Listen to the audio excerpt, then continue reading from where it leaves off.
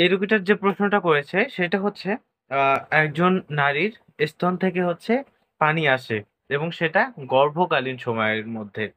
তো গর্ভকালীন সময়ে পানি আসা এটা স্বাভাবিক নাকি অস্বাভাবিক? এটা হচ্ছে স্তন থেকে পানি আসা। আসলে উনি প্রশ্নটা যদিও খুব সংক্ষিপ্তভাবে করছে। এটা একটু বিস্তারিত জানা প্রয়োজন যে পানির ধরনটা কেমন? এটা কি সাধারণ পানির মতো মনে হচ্ছে? নাকি খুব বেশি পিচ্ছিল মনে হচ্ছে? নাকি বেশি লালাযুক্ত রয়েছে? বা এটা হলুদ প্রকৃতির কিনা? নাকি নরমাল যে দুধ যেটা থাকে সেইটা কিনা? আবার উনি যে প্রেগনেন্ট এটা ওনার কততম প্রেগন্যান্সি এটা জানা খুবই জরুরি ব্যাপার ছিল। আচ্ছা, তো যদি ১ম প্রেগন্যান্সি হয় সম্ভবত এটা ১ম প্রেগন্যান্সি। ২য় প্রেগন্যান্সি হলে এটা নরমালি বোঝার কথা।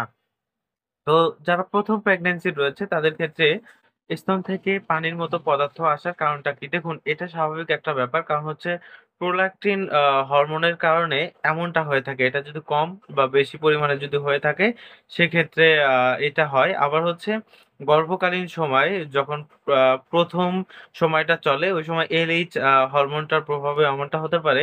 আবার হচ্ছে ইস্ট্রোজেন, প্রোজেস্টেরন এই যে হরমোনগুলো রয়েছে এগুলা থেকেও হচ্ছে অনেক সময় এই যে স্তন থেকে পানি আসার ব্যাপারটা এটা কিন্তু হতে পারে। এটা একটু হওয়াটা স্বাভাবিক ব্যাপার।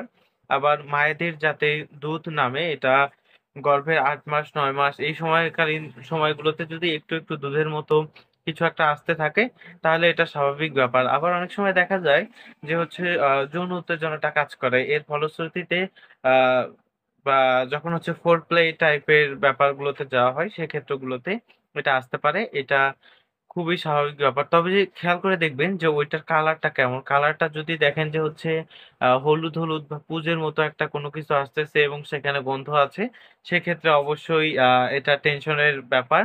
এজন্য অবশ্যই একজন ভালো হোমিওপ্যাথিক চিকিৎসকের পরামর্শ নিতে পারেন বা স্ত্রী প্রসূতিবিদ্যায় পারদর্শী অর্থাৎ গাইনোকোলজিস্ট কারো যদি অ্যালোপ্যাথিক ট্রিটমেন্ট করেন তাদের সঙ্গে যোগাযোগ করতে পারেন। আর যদি মনে হয় যে হোমিওপ্যাথিক চিকিৎসা করবেন সেক্ষেত্রে ভালো মানের একজন হোমিওপ্যাথিক চিকিৎসকের পরামর্শ নিতে পারেন।